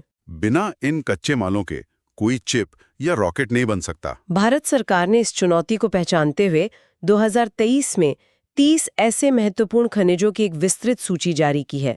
इसमें सबसे प्रमुख नाम आता है लिथियम का, जिसे आज के ऊर्जा संक्रमण युग का सफेद सोना भी कहा जाता है। हमारे मोबाइल फोन से लेकर इलेक्ट्रिक वाहनों की बैटरी इसी लिथियम पर निर्भर है। हाल ही में भारत के जम्मू कश्मीर और कर्नाटक में लिथियम के बड़े भंडार खोजे गए हैं, जो ऊर्जा सुरक्षा के लिए एक बड़ी खबर है। लिथियम के अलावा दुर्लभ मृदा तत्व या रेयर अर्थ एलिमेंट्स भी अत्यंत महत्वपूर्ण हैं। ये 17 विशेष तत्वों का एक समूह है जो उच्च क्षमता वाले चुंबक, सैन्य रडार और हमारे स्मार्टफोन्स की स्क्रीन बनाने में काम आते हैं। समस्या ये है कि वर्तमान में इन तत्वों के प्रसंस्करण पर चीन का वैश्विक एकाधिकार है। और चीन के इसी एकाधिकार को तोड़ने तथा भारत की तकनीकी प्रगति को भविष्य में किसी भी बाधा से बचाने के लिए भारत सरकार ने एक रणनीतिक कदम उठाते हुए काबिल नामक कंपनी की स्थापना की है। खनिज विदेश इंडिया लिमिटेड। यह एक बहुत ही महत्वपूर्ण कदम है। ये कंपनी विदेशों में जाकर भारत के लिए सीधे खदानें खरीद रही है। विशेष रूप से अर्जेंटीना और ऑस्ट्रेलिया में लिथियम और कोबाल्ट की खदानों के लिए करार किए जा रहे हैं। इसके साथ ही सेमीकंडक्टर मिशन का महत्व भी समझना बहुत जरूरी है। आज के समय में एक साधारण वॉशिंग मशीन से लेकर एक उन्नत सुपरसोनिक मिसाइल तक सब कुछ इन्हीं छोटे से सेमीकंडक्टर चिप्स से चलता है। भारत सरकार ने इंडिया सेमीकंडक्टर मिशन के तहत 10 बिलियन अमेरिकी डॉलर यानी करीब 76,000 करोड़ रुपए की भारी भरकम प्रोत्साहन राशि की घोषणा की है, ताकि देश में ही चिप निर्माण शुरू हो सके। इसी दूरदर्शी नीति का परिणाम है कि हाल ही में अमेरिकी कंपनी माइक्रॉन गुजरात में और टाटा इलेक्ट्रॉनिक्स असम में अपने विशाल सेमीकंडक्टर प्लांट लगा रहे हैं। भारत की तकनीकी और कूटनीतिक शक्ति केवल उसके आर्थिक निवेश में ही नहीं, बल्कि उसकी बेहद जिम्मेदार अंतर्राष्ट्रीय नीतियों में भी झलकती है। परीक्षार्थियों को 3 बहुत ही महत्वपूर्ण नीतियां याद रखनी चाहिए जो भारत के चरित्र को दर्शाती हैं। पहली नीति रासायनिक हथियारों से जुड़ी है। विज्ञान और प्रौद्योगिकी खंड का अगला बहुत ही महत्वपूर्ण भाग है अंतरिक्ष प्रौद्योगिकी और भारतीय अंतरिक्ष नीति 2023। सबसे पहले इसकी एक सरल तकनीकी परिभाषा समझते हैं। पृथ्वी के वायुमंडल के बाहर अंतरिक्ष की खोज करना, वहां उपग्रह भेजना और उन उपग्रहों से प्राप्त डेटा का उपयोग कृषि, संचार और मानव कल्याण के लिए करना ही अंतरिक्ष प्रौद्योगिकी कहलाता है। वर्ष 2023 की भारतीय अंतरिक्ष नीति परीक्षा के नजरिए से बेहद महत्वपूर्ण है। खासकर इसके संस्थागत ढांचे को लेकर मिलान वाले प्रश्न बन सकते हैं। इस नीति ने भारत के पूरे अंतरिक्ष इकोसिस्टम को 4 प्रमुख और अलग-अलग संस्थाओं में विभाजित कर दिया है। इन चारों संस्थाओं की अलग-अलग भूमिकाओं को स्पष्ट रूप से समझना होगा, क्योंकि यहीं पर अक्सर कंफ्यूजन होता है। पहली संस्था है इनस्पेस। इसे एक रेगुलेटर या एक सिंगल विंडो अथॉरिटी के रूप में समझें। ये सरकारी और निजी दोनों तरह की संस्थाओं की अंतरिक्ष गतिविधियों का अध्ययन करता है और उन्हें ऑथोराइज करता है ताकि राष्ट्रीय सुरक्षा और अंतर्राष्ट्रीय नियमों का कड़ाई से पालन सुनिश्चित हो सके। दूसरी संस्था है न्यू स्पेस इंडिया लिमिटेड, यानी NSIL। ये अंतरिक्ष विभाग के तहत एक सार्वजनिक उपक्रम है। इसका मुख्य फोकस व्यवसायीकरण पर है। कमर्शियलाइजेशन। हाँ, इसरो जो भी शानदार तकनीक या रॉकेट विकसित करता है उसे वैश्विक बाजार में बेचना और उससे पैसा कमाना NSIL का काम है। तीसरी इकाई है अंतरिक्ष विभाग, डिपार्टमेंट ऑफ स्पेस। इसका मुख्य कार्य पूरे देश के लिए नीतियां लागू करना, विभिन्न एजेंसियों के बीच विवादों का समाधान करना और अंतरिक्ष के क्षेत्र में अंतर्राष्ट्रीय सहयोग का समन्वयन करना है। और चौथी, जो सबसे प्रसिद्ध और महत्वपूर्ण संस्था है, वो है इसरो। नई नीति के तहत अब इसरो को रूटीन लॉन्च या कमर्शियल कामों से मुक्त कर दिया गया है। अब इसरो का पूरा फोकस सिर्फ एडवांस रिसर्च, नई तकनीकों के विकास, डीप स्पेस एक्सप्लोरेशन और राष्ट्रीय विकास पर केंद्रित होगा। इसरो के इतिहास और उसकी ऐतिहासिक उपलब्धियों से प्रतियोगी परीक्षाओं में हमेशा गहराई से प्रश्न पूछे जाते हैं। आइए इसरो के कुछ मूल तत्वों पर नजर डालें। इसकी स्थापना 15 अगस्त 1969 को डॉक्टर विक्रम साराभाई के अथक प्रयासों और दूरदृष्टि से हुई थी। इसका मुख्यालय कर्नाटक के बेंगलुरु में स्थित है। इसरो का जो विजन या आदर्श वाक्य है, वो छात्रों को कंठस्थ होना चाहिए। मानव जाति की सेवा में अंतरिक्ष प्रौद्योगिकी। यहाँ एक विशेष तथ्य जिस पर छात्रों को ध्यान देना चाहिए, इसरो के वर्तमान अध्यक्ष डॉक्टर VK नारायणन हैं। और इसरो की जो पुरानी विपणन शाखा रही है, जो वाणिज्यिक उपयोग और प्रौद्योगिकी हस्तांतरण के लिए जिम्मेदार थी, उसका नाम एंट्रिक्स कॉर्पोरेशन लिमिटेड है। अगर हम इसरो के इस ऐतिहासिक सफर को देखें तो यह एक साइकिल पर रॉकेट के पुर्जे ले जाने से लेकर चंद्रमा के दक्षिणी ध्रुव पर उतरने तक की एक अविश्वसनीय यात्रा है। इसकी नींव असल में 1969 से भी पहले 1960s के दशक में ही डॉक्टर विक्रम साराभाई और डॉक्टर रामानाथन के नेतृत्व में इनकोस्पार की स्थापना के साथ रख दी गई थी। 1975-76 के दौरान अंतरिक्ष तकनीक के सामाजिक उपयोग का एक बहुत ही अभूतपूर्व प्रयोग हुआ था, जिसे साइट कहा जाता है, सैटेलाइट इंस्ट्रक्शनल टेलीविजन एक्सपेरिमेंट। इसी के तहत गुजरात राज्य में खेड़ा कम्युनिकेशंस प्रोजेक्ट ने एक फील्ड प्रयोगशाला के रूप में कार्य किया था, जिसका उद्देश्य स्थानीय आवश्यकता आधारित शिक्षार्थी ब्रॉडकास्टिंग करना था। भारत की पहली बड़ी अंतरिक्ष उपलब्धि 19 अप्रैल 1975 को सामने आई, जब सोवियत संघ की सहायता से भारत के पहले उपग्रह आर्यभट्ट का सफल प्रक्षेपण किया गया। ये एक शुरुआत थी, लेकिन आत्मनिर्भरता की दिशा में सबसे बड़ा कदम 1980 में उठाया गया, जब भारत ने अपनी ही भूमि श्रीहरिकोटा से अपना पहला प्रक्षेपण किया। ये रोहिणी उपग्रह था, जिसे स्वदेशी रूप से विकसित SLV-3 रॉकेट द्वारा लॉन्च किया गया था। इस एक लॉन्च के साथ ही भारत दुनिया की 6ठी अंतरिक्ष शक्ति बन गया था। इसके बाद भारत ने कभी पीछे मुड़कर नहीं देखा। 1981 में भारत का प्रथम संचार उपग्रह एप्पल एरियन रॉकेट द्वारा लॉन्च किया गया। फिर 1983 में वो ऐतिहासिक इनसैट प्रणाली शुरू हुई, जिसने भारत में टीवी प्रसारण और मौसम की जानकारी की तस्वीर बदल दी। ये आज भी एशिया प्रशांत क्षेत्र की सबसे बड़ी घरेलू संचार उपग्रह प्रणालियों में से एक है। शिक्षा के क्षेत्र में भी अंतरिक्ष तकनीक ने एक बड़ी क्रांति ला दी, जब 2004 में GSLV-F1 रॉकेट द्वारा भारत का पहला समर्पित शिक्षा उपग्रह एड्यूसैट लॉन्च किया गया। जिसने दूर दराज के गांवों तक शिक्षा पहुंचाने का काम किया। अब आइए इसरो के उन प्रमुख फ्लैगशिप मिशनों की बात करते हैं जिन्होंने भारत को वैश्विक पटल पर एक स्पेस सुपर पावर के रूप में स्थापित कर दिया। इन मिशनों के तकनीकी विवरण, विशेषकर लॉन्च व्हीकल और तिथियां, परीक्षा के लिए बहुत जरूरी हैं। पहला प्रमुख मिशन था चंद्रयान-1, जिसे 22 अक्टूबर 2008 को PSLV C-11 रॉकेट द्वारा लॉन्च किया गया था।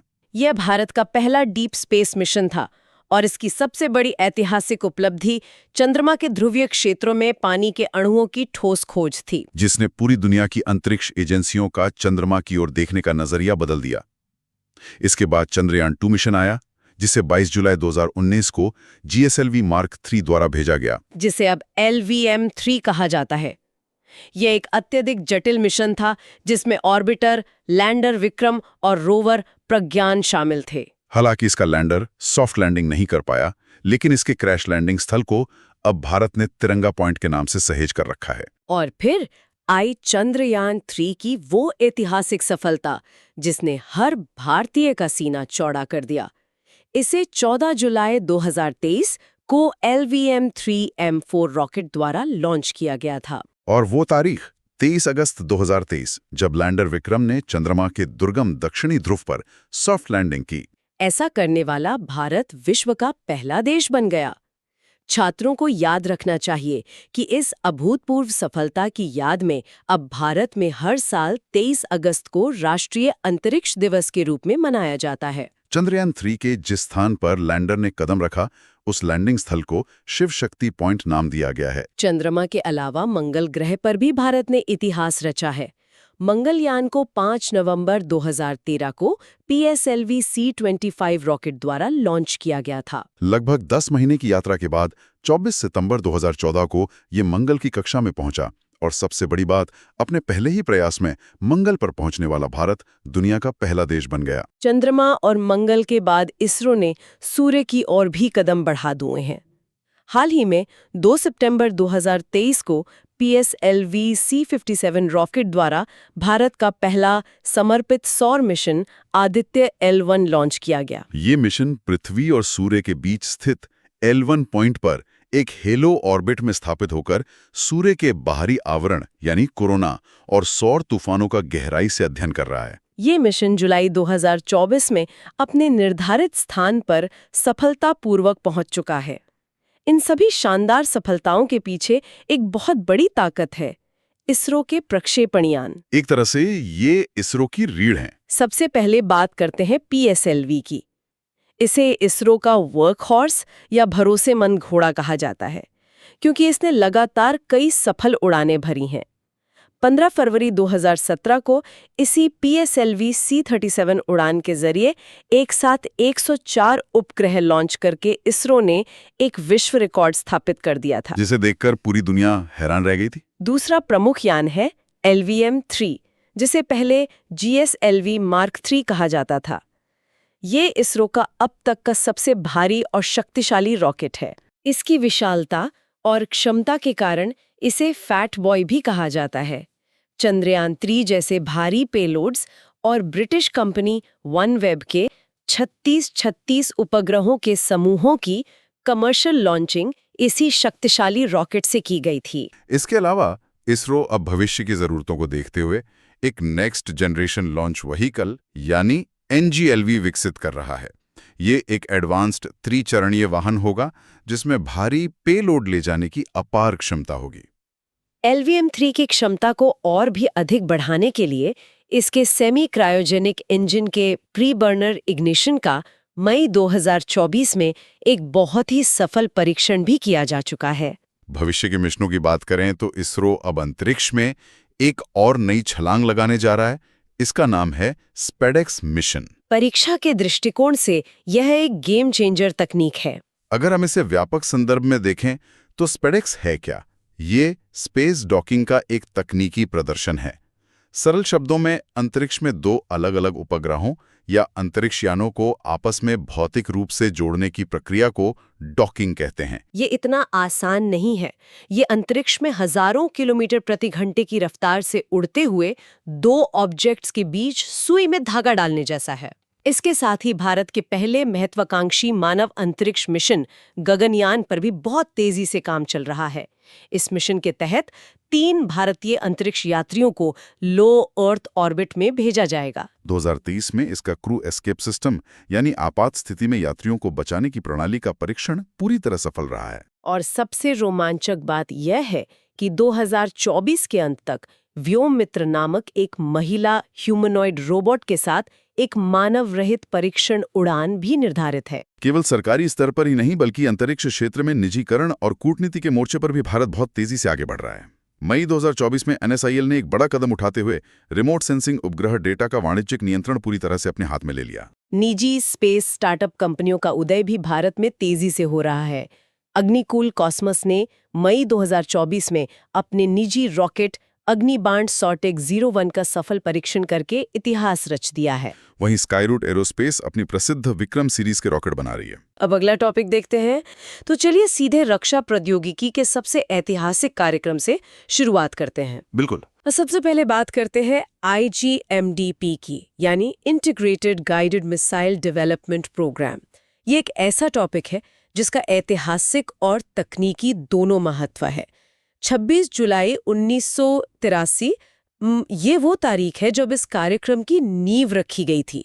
इसका मुख्य उद्देश्य बहुत स्पष्ट था, भारत को मिसाइल प्रौद्योगिकी के क्षेत्र में पूरी तरह से आत्मनिर्भर बनाना।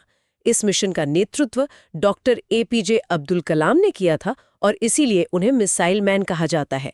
अंततः 2008 में DRDO ने इसके सफल समापन की घोषणा कर दी थी। हाँ, और इस प्रोग्राम को याद रखने के लिए परीक्षा के नजरिए से एक बहुत ही शानदार ट्रिक है।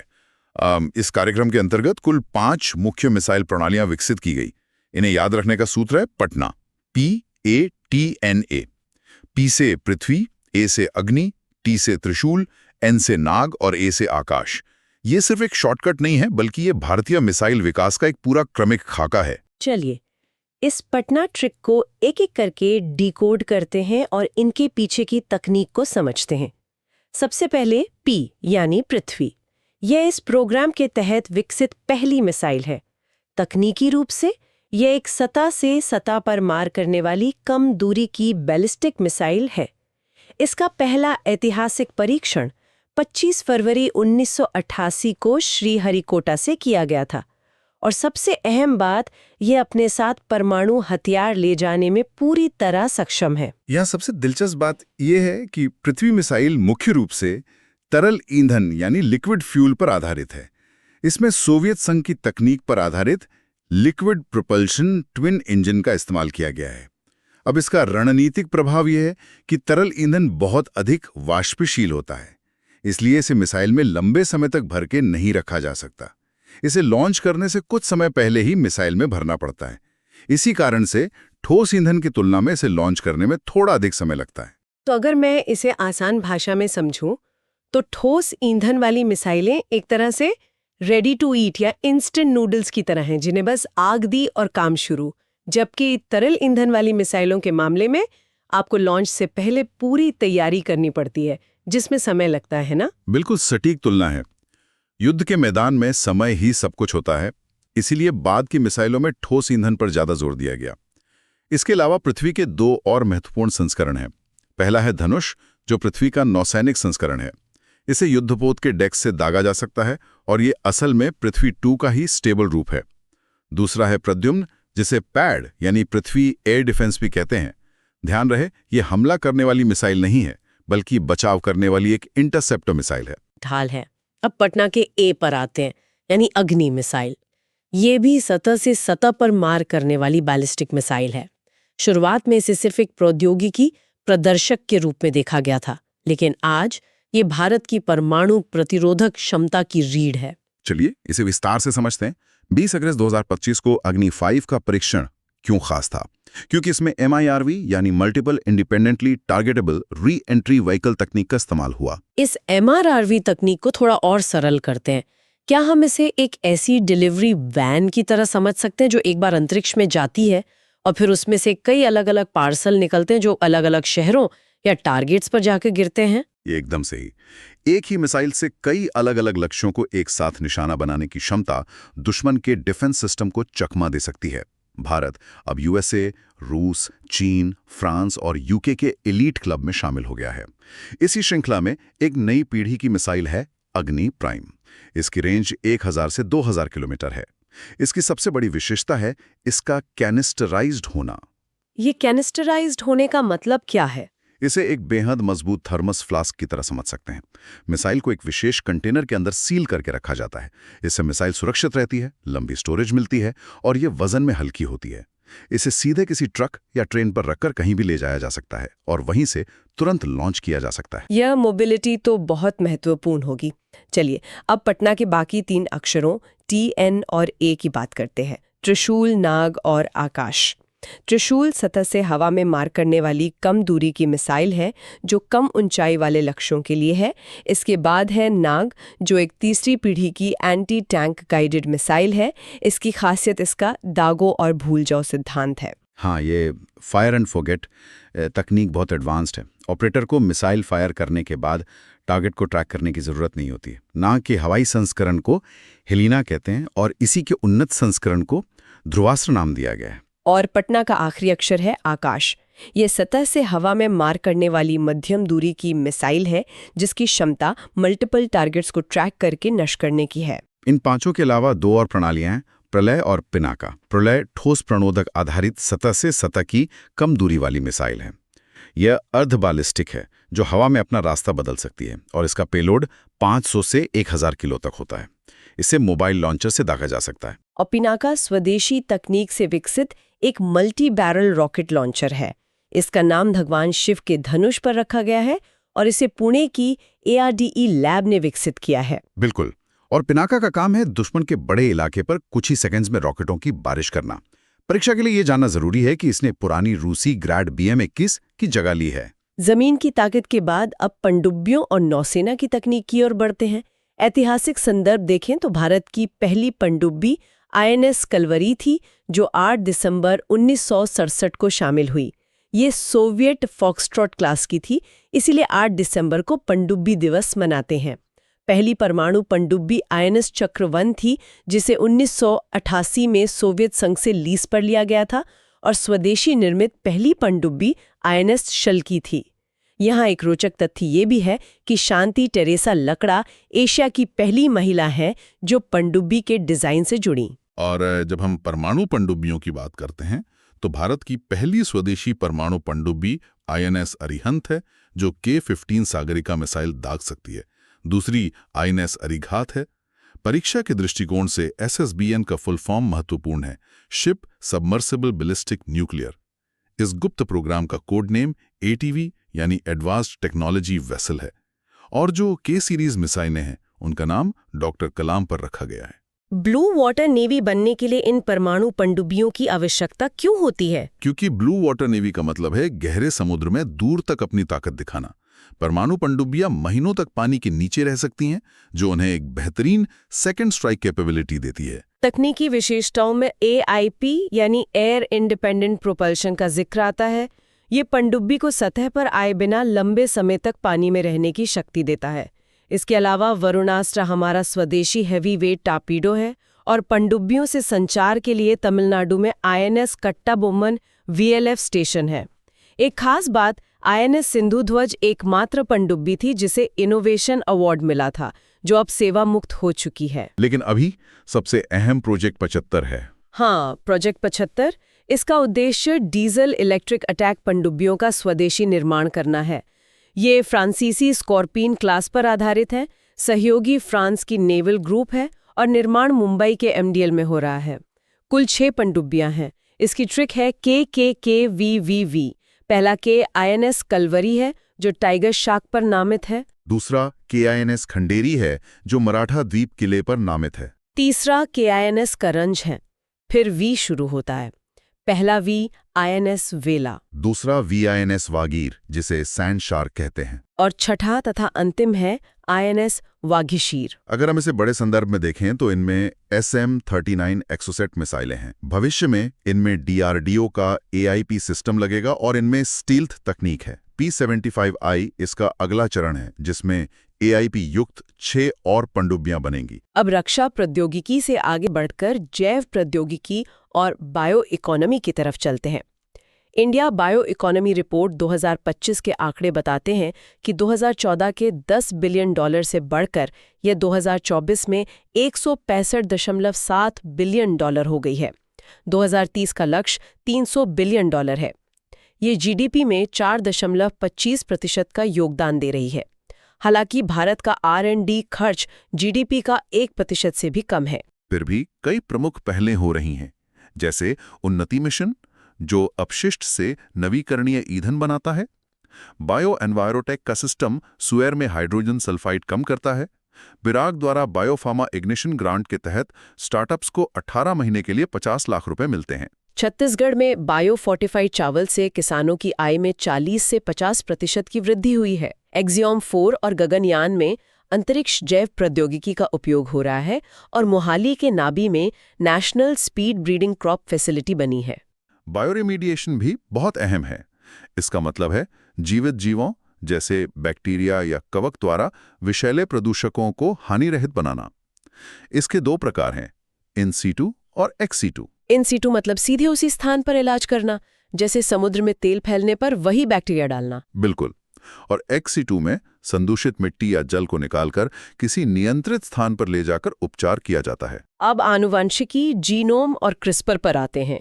जीएमओ यानी जेनेटिकली मॉडिफाइड ऑर्गेनिज्म की व्यावसायिक खेती को भारत में GEAC मंजूरी देती है और पर्यावरण संरक्षण अधिनियम 1986 के तहत नियंत्रित होता है। अंतर्राष्ट्रीय स्तर पर इसके लिए कार्टाजेना प्रोटोकॉल है। पौधों में नया जीन डालने के लिए जीन गन विधि का इस्तेमाल होता है। भारत में इसके उदाहरण BT कॉटन और DMH11 सरसों हैं, जो वरुणा और अर्ली हीरा 2 का क्रॉस है। जीनोम अनुक्रमण में DNA या RNA के A, T, C और G का सटीक क्रम पढ़ा जाता है। भारत में इंडिजेन कार्यक्रम, वन डे वन जीनोम पहल और जीनोम इंडिया परियोजना चल रही है। इसमें नेक्स्ट जनरेशन सीक्वेंसिंग तकनीक का बड़ा रोल है। एक जीनोम से लगभग 200 GB डेटा निकलता है। BRCA1 और BRCA2 जीन से ब्रेस्ट और ओवेरियन कैंसर के जोखिम का पता चलता है। गेहूं में रोग प्रतिरोधक क्षमता और मवेशियों में एकीकृत जीनोमिक चिप इसके अन्य अनुप्रयोग हैं।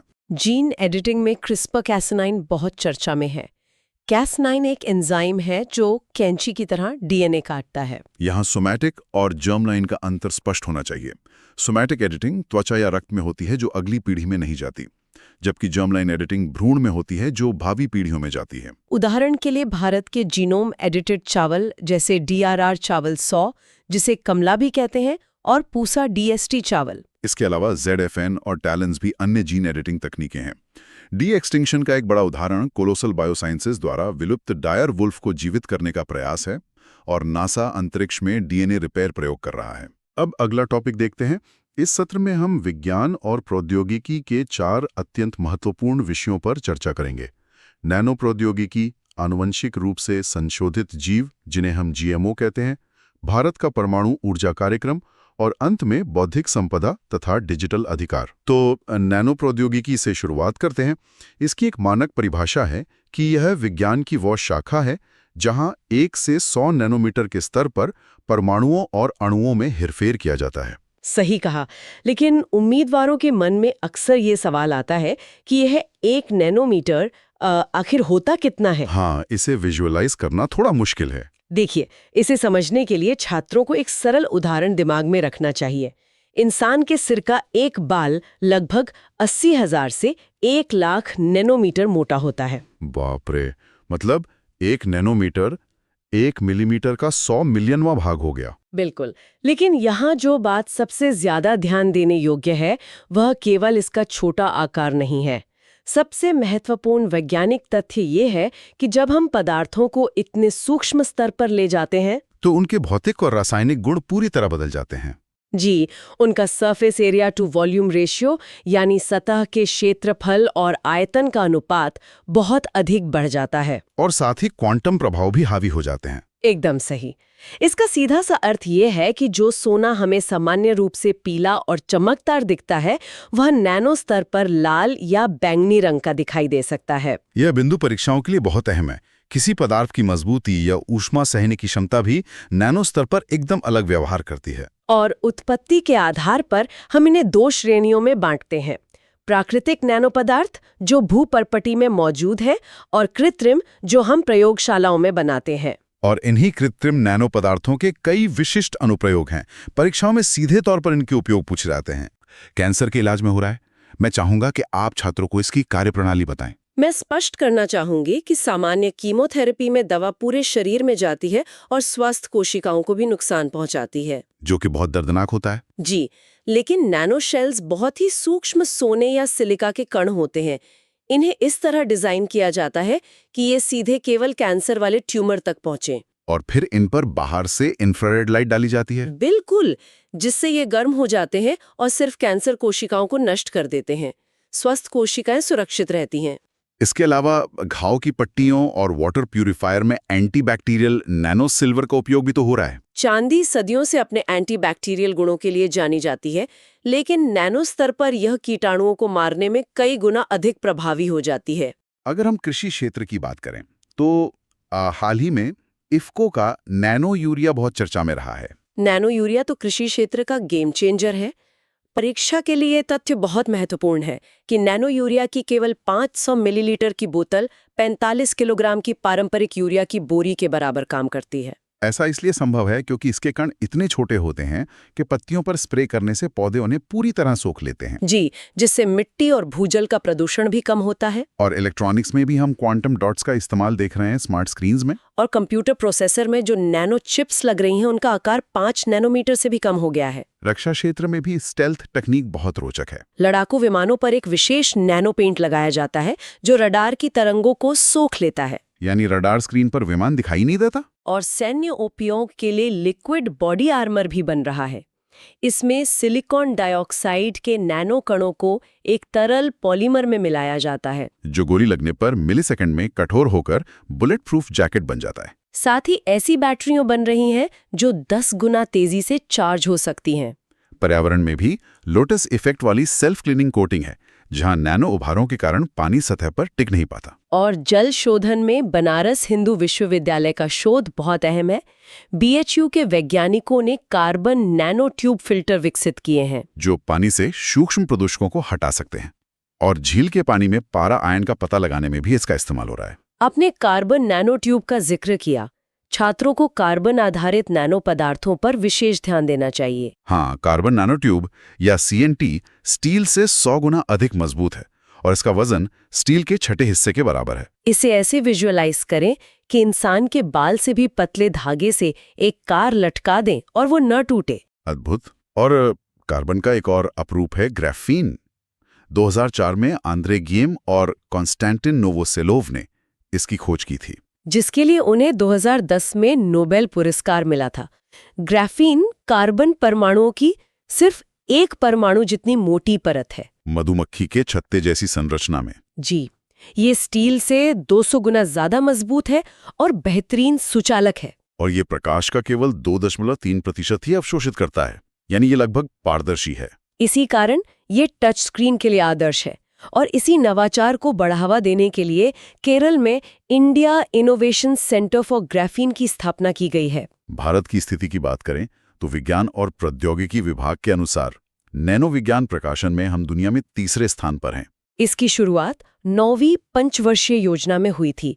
फिर 2001 में DST विशेषज्ञ समूह बना और 10वीं पंचवर्षीय योजना में NSTI के तहत औपचारिक शुरुआत हुई। सबसे बड़ी छलांग 2007 में आई, जब नैनो विज्ञान एवं प्रौद्योगिकी पर मिशन शुरू हुआ।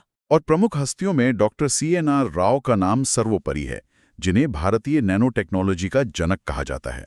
मोहाली स्थित नैनो विज्ञान और प्रौद्योगिकी संस्थान भारत का पहला ऐसा संस्थान है। MIT ने भी INUPI-2I प्रोग्राम शुरू किया है। लेकिन इतने सूक्ष्म स्तर पर काम करने के स्वास्थ्य जोखिम भी तो होंगे। बिल्कुल।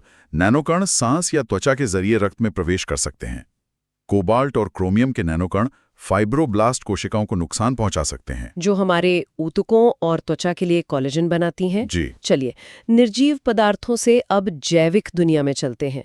आनुवंशिक रूप से संशोधित जीव यानी GMO। इस खंड में जीन स्थानांतरण की विधियों को समझना जरूरी है। परीक्षा के लिए 4 प्रमुख विधियां हैं। पहली है जीन गन विधि। इसमें सोने या टंगस्टन के बारीक कणों पर वांछित डीएनए की कोटिंग करके उन्हें उच्च दबाव से पौधों की कोशिकाओं में दागा जाता है। दूसरी है एग्रोबैक्टीरियम विधि। इसमें एग्रोबैक्टीरियम ट्यूमेफेसियंस जीवाणु का उपयोग होता है। इसे प्रकृति का जेनेटिक इंजीनियर कहा जाता है। वैज्ञानिक इसके ट्यूमर वाले हिस्से को हटाकर हमारा वांछित जीन लगा देते हैं।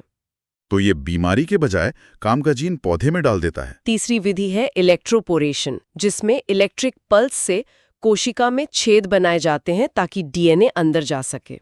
और चौथी है माइक्रो इंजेक्शन।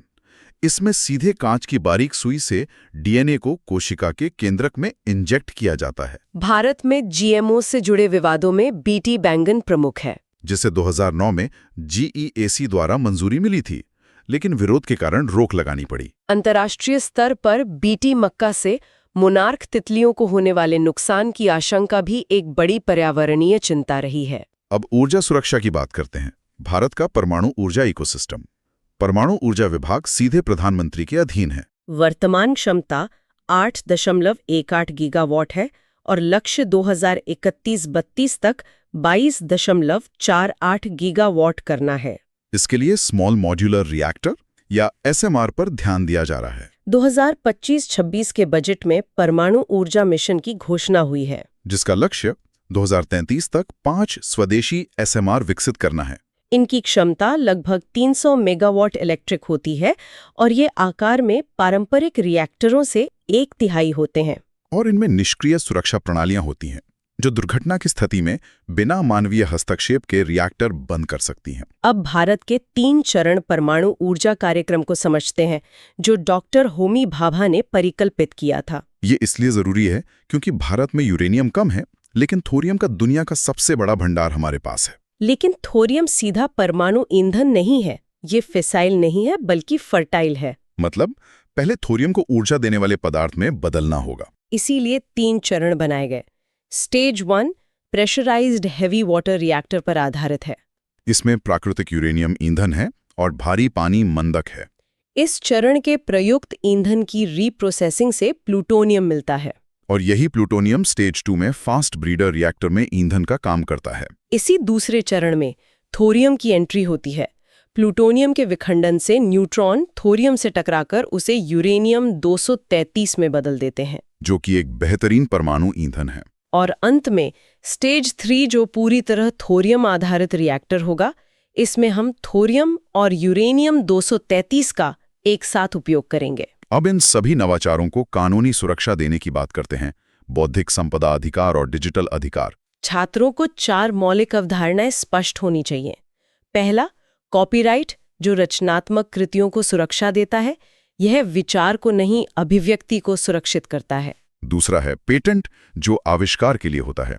भारत में इसकी अवधि 20 वर्ष है। तीसरा, ट्रेडमार्क है, जो ब्रांड या लोगो के लिए है। और चौथा ट्रेड सीक्रेट है, जैसे कोको कोला का फॉर्मूला या गूगल का सर्च एल्गोरिथम। डिजिटल अधिकारों में DRM यानी डिजिटल राइट्स मैनेजमेंट अहम है, जिससे कंटेंट को लॉक किया जाता है। और डिजिटल पायरेसी तब होती है जब कोई बिना अनुमति के डाउनलोड और शेयर करता है। प्लेगियरिज्म या साहित्यिक चोरी भी एक अपराध है, जहां दूसरों की रिसर्च को अपना बताया जाता है। मुनाफे के लिए प्रसिद्ध ब्रांड का डोमेन रजिस्टर करना साइबर स्क्वैटिंग कहलाता है। वहीं क्रिएटिव कॉमन्स एक सार्वजनिक लाइसेंस है, जो उपयोग की छूट देता है, जैसे विकिपीडिया। भारत में कॉपीराइट अधिनियम 1957, पेटेंट अधिनियम 1970 और IT अधिनियम 2000 मौजूद हैं। 2016 की राष्ट्रीय बौद्धिक संपदा अधिकार नीति भी है और नोडल विभाग वाणिज्य मंत्रालय के तहत DPI IT है। अंतर्राष्ट्रीय स्तर पर जिनेवा में विपो, WTO के तहत ट्रिप्स समझौता और 1886 का बर्न कन्वेंशन महत्वपूर्ण है।